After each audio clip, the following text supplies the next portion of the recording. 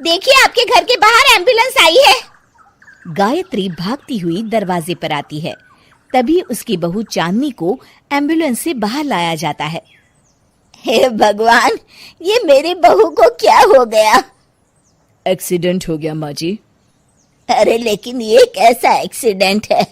चोट तो कहीं नजर नहीं आ रही। अरे माँ जी, दिमाग में अंदरूनी चोट लगी है और ये अपनी याददाश्त खो बैठी है। हैं? मेरी बहू याददाश्त खो बैठी है? अब क्या होगा? अब फिक्र मत करिए, बस इनका अच्छे तरीके से ख्याल रखिए। मैंने दवाइयाँ दे दी हैं, अब मैं चलता हूँ। अगले दिन। अब तेरी तबीयत कैसी है बहू? बहू? किसकी बहू? हम भैरवगढ़ के ठाकुर विक्रम सिंह की बेटी रूपवती हैं। हम एक राजकुमारी हैं और तुम हमारी दासी हो बुढ़िया। अरे बेटा विशाल, बहू कैसी बहकी बातें कर रही है। अरे कुछ मत पूछो माँ, रात को मुझसे अपने पैर दबा रही थी। सर पर चोट लगने की वजह से इसका दिमाग पूरी तरह खराब हो गया है और ये अपने आप को राजकुमारी समझ रही है। तभी वहां चांदनी आ जाती है। तुम दोनों यहाँ क्या खुसुर फुसुर कर रहे हो?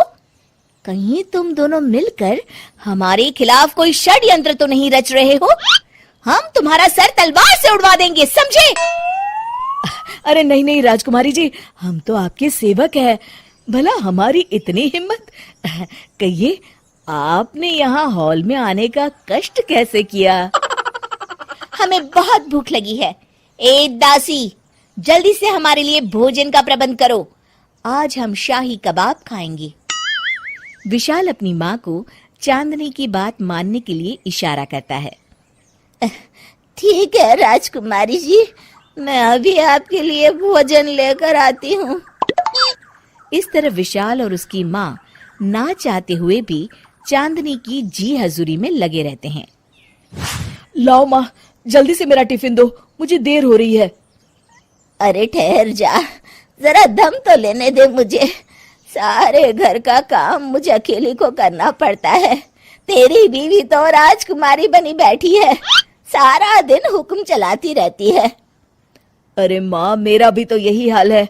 फिलहाल तुम मेरा टिफिन दे दो, मैं चला। रुको, कहाँ जा रहे हो? अरे मर गया रे, ये कहाँ से आ धमकी? आज हमारा जुहू चौपाटी घूमने का मूड है और हमें अपने लिए नई साड़ियाँ भी खरीदनी है। चलो जल्दी से अपना वाहन निकालो और हमें ले चलो। अरे अब तो मैं गया काम से। अगर आज मैं वक्त पे ऑफिस नहीं पहुंचा तो मेरा बॉस मुझे नौकरी से निकाल देगा। मरता क्या न करता। आखिरकार विशाल चांदनी को घुमाने ले जाता है और चांदनी अपने लिए ढेर सारी शॉपिंग भी करती है। ए दासी, टीवी पर कपिल शर्मा के आने का समय हो गया है, जल्दी से टीवी शुरू करो। अरे वाह, कपिल शर्मा तुझे याद है, बाकी कुछ याद नहीं। बहू तू तो बड़ी चालू लगती है, अपने फायदे की हर चीज तुझे याद रहती है। मैं तो तेरी इस अजीब बीमारी से परेशान हो गई हूँ। अगले दिन। अरे डॉक्टर साहब, आप इतने दिन से मेरी बहू का इलाज कर रहे हैं, लेकिन उसकी बीमारी तो सुधरने के बजाय और बढ़ती जा रही है।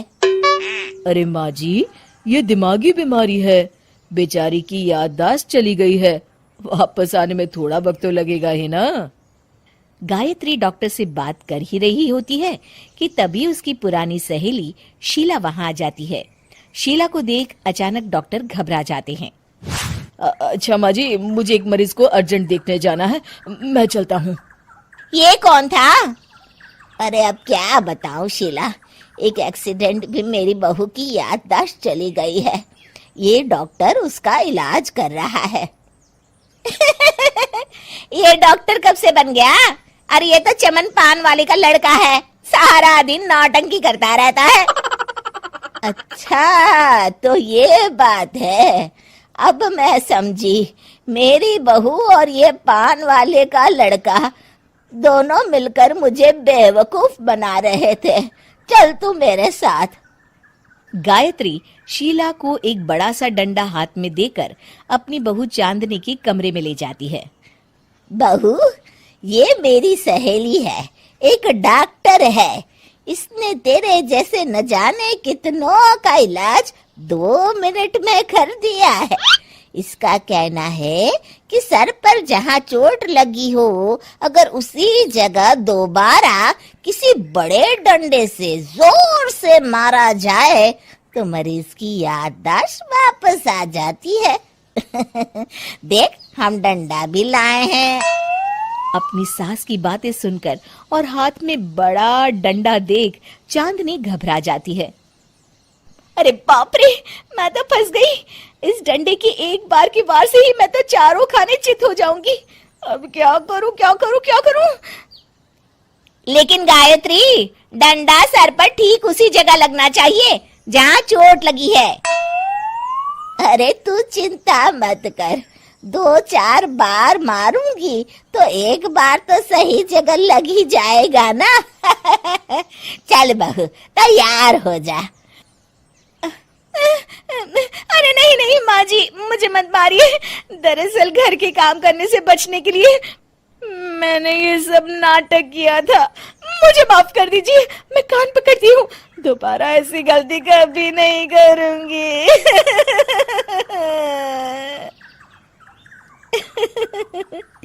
क्यों दोस्तों, कहानी कैसी लगी हमें जरूर बताइएगा।